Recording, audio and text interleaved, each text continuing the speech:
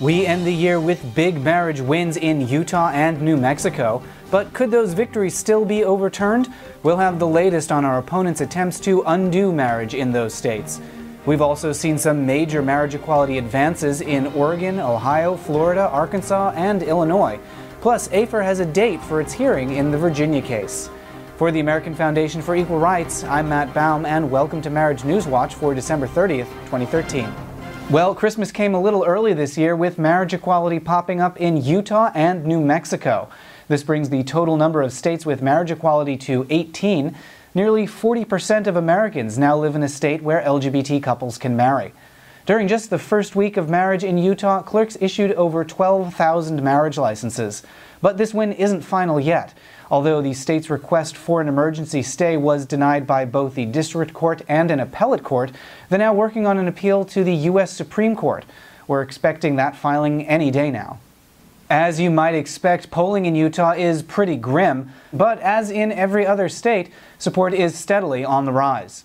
Public opinion is a bit stronger in New Mexico, where the state Supreme Court ruled this month in favor of marriage equality. Couples are getting married now, and a slim majority of residents favored the freedom to marry in the most recent survey. But anti-equality activists have vowed to pursue a constitutional ban on marriage. It's possible they could be successful, so we'll need to keep a close eye on the situation in New Mexico. We had a few other victories over the holidays. A judge in Illinois has ruled that all couples facing terminal illness can marry immediately. Previously, they would have had to wait until the start of marriage equality this June. And a judge in Ohio has ruled that the state must recognize out-of-state marriages on death certificates. That narrow ruling could lead to further litigation to completely undo the state's marriage ban. The ACLU has filed a new lawsuit in Oregon. This is the second federal suit in Oregon, and the ACLU will seek to have them combined.